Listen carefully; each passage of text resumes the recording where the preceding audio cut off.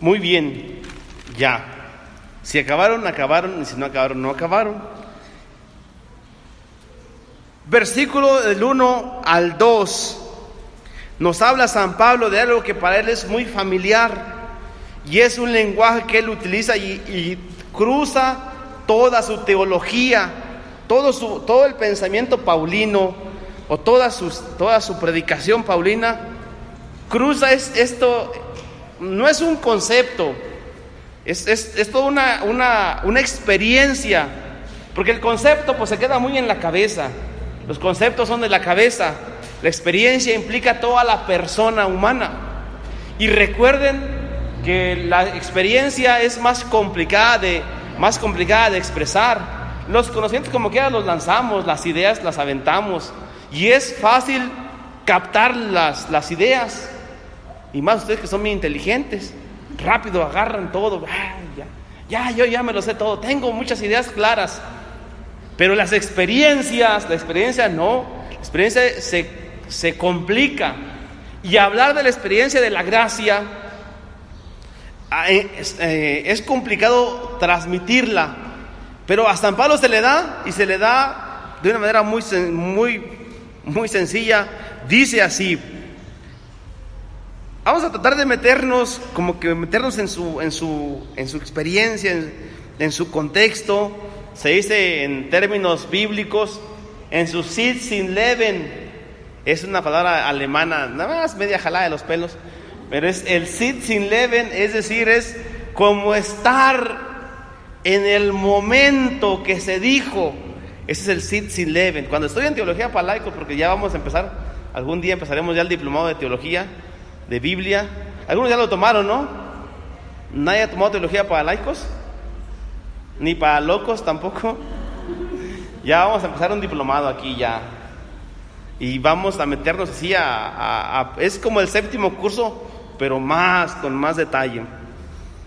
Vamos a ver si tratamos de meternos en su contexto, puesto que Dios nos ha hecho justos, gracias a la fe, tenemos paz con Dios por medio de Jesucristo. Esto que San Pablo dice con palabras muy sencillas, puesto que Dios nos ha hecho justos, puesto que Dios nos ha salvado, puesto que ya somos salvos. La experiencia que dicen muchos los protestantes, en Jesús fuimos salvados, nos justificó Él, nos salvó, somos salvos por la gracia de Jesús, fuimos justificados. ¿Qué significa esto? Que es vivir la experiencia de una libertad total. Es decir, yo ya estoy salvo, a mí ya me salvó el Señor, yo estoy salvado, yo ya estoy en el cielo, ya más falta llegar, más falta que llegue. Es como cuando le decimos a los alumnos, usted ya tiene el 10, más falta que ponga las respuestas indicadas, pero ya tiene el 10, ya tiene el 10, hermano, ya nomás ponga ahí la respuesta indicada. La justificación por la gracia es la experiencia de libertad del cristiano, de saber que él fue perdonado, que él fue sanado, que él fue justificado, que él fue dignificado. Es decir, todo esto, imaginemos, solamente con sabernos perdonados. Pensemos en el pecado. Bueno, no para que caigamos en tentación, pero pensemos en los pecados. Y como cuando ya tenemos la certeza de que Él ya me perdonó, pero no solo me perdonó, me justificó, me sanó, porque el Señor no solo perdona, sino justifica, sana, libera. Todo esto que en el lenguaje de los pentecostales y en el lenguaje de los de la renovación carismática católica es muy común en nosotros, y lo digo de nosotros, de los servidores de la palabra y otros movimientos, nos cuesta mucho, pero es esto. San Pablo lo que está diciendo es que tenemos que vivir con esta libertad De modo que esta libertad, no sé si logro transmitirles esa experiencia, me cuesta mucho, sentirnos libres, sentirnos salvados. Estoy salvado. Ya en mí está, tengo la libertad y tengo la libertad, el libre albedrío de seguir pecando. Eso ya es mi bronca. Eso, porque soy libre, pero a mí ya Dios me salvó. A mí Dios me ha hecho justo. ¿Qué es eso de justificados? Me ha hecho justo, aunque yo sé que soy injusto. Porque sabemos que todos somos injustos, somos gandallas a veces, somos canijos. No le digo más, hasta ahí. Pero a mí ya Jesús me justificó. Yo estaba meditando en ese texto bíblico porque no sé por qué lo tomé, quién sabe por qué. Dije, pues a lo mejor nos queda bien para todos. Dice, versículo 2: pues por Cristo hemos podido acercarnos a Dios por medio de la fe para gozar de su favor, y estamos firmes. Y esto, ahí quiero hacer énfasis, y estamos firmes. Esa libertad, esa salvación, esta justificación, esa experiencia de gracia nos pone firmes en la vida. Nos tiene que dar firmeza. Dice, y nos gloriamos con la esperanza de tener parte en la gloria de Dios. Y no solo eso, sino también nos gloriamos de los sufrimientos, porque sabemos que el sufrimiento nos da firmeza. Esa libertad de la gracia nos da firmeza, nos da seguridad, nos da una conciencia de decir, ¿qué tiene? Lo que venga, Chihuahua, lo que venga. Así, con esas palabras, lo que vi. Yo lo digo fácil, pero lo que sea. Y dice, y no solo eso, sino sabemos que el sufrimiento nos da firmeza. A un cristiano, el sufrimiento, por la experiencia de la gracia, de la justificación de la fe, le da una firmeza para enfrentar el sufrimiento. Y el sufrimiento le da más firmeza. Y el sufrimiento como que le da lo que le llamamos en el ámbito de la moral, virtud. De modo que el sufrimiento a nosotros no nos debe aplazar, nos debe de dar más firmeza. ¿Cómo está eso? Pues ¿qué somos? Como diría la banda arrolladora, entonces ¿qué somos? No, ustedes no se la saben, ustedes son fresas de Texcoco, ustedes pura música de acá, ustedes son ya no son de Maluma, ¿verdad? No, ustedes son de Paquita, la del barrio. Qué oso, va a decir doña Vero, qué oso. ¿Quién es doña Vero? ¿Qué va a decir doña Meche? No, ¿cuáles escuchaban? ¿Qué escuchaban los fresas de hace 20 años? La rondalla. No, pero acá más fresas. Esos grupos. Pues Luis Miguel, ¿no? Esos de los. ¿Quién? Timbiriche. Los que éramos nacos a los Bukis, los Temerarios. Bronco. Bueno, ya sé, ese fue un lapsus brutus. Pues vamos a lo nuestro, hermanos. Yo lo que quisiera decirles es que la experiencia de Paulina es que tenemos que llegar a un nivel de gracia, de sentirnos salvados, sentirnos liberados, sentirnos sanados, que de modo que para nosotros las cosas complicadas no tienen que desanimarnos. De forma sencilla, lo que aquí San Pablo dice de forma teológica, yo digo de forma sencilla.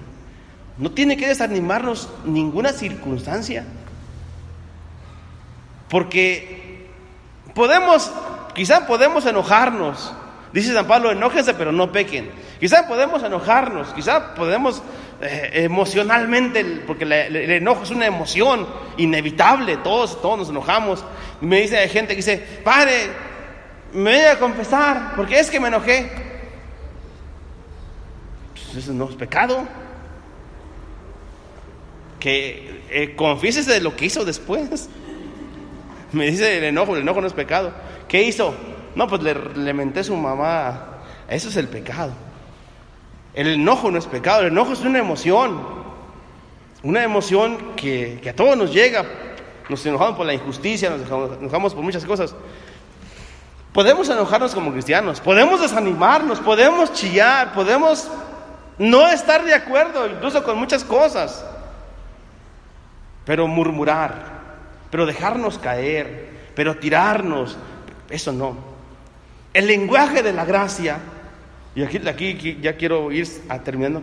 El lenguaje de la gracia, el lenguaje de los que fueron salvados por la gracia, es un lenguaje positivo, un lenguaje de empuje, nada más y nada menos que es el lenguaje que suscita en la conciencia el Espíritu Santo, porque así va a terminar. Dice el versículo, va diciendo, porque nosotros sabemos que el sufrimiento, versículo 3b, porque sabemos que el sufrimiento nos da firmeza para soportar.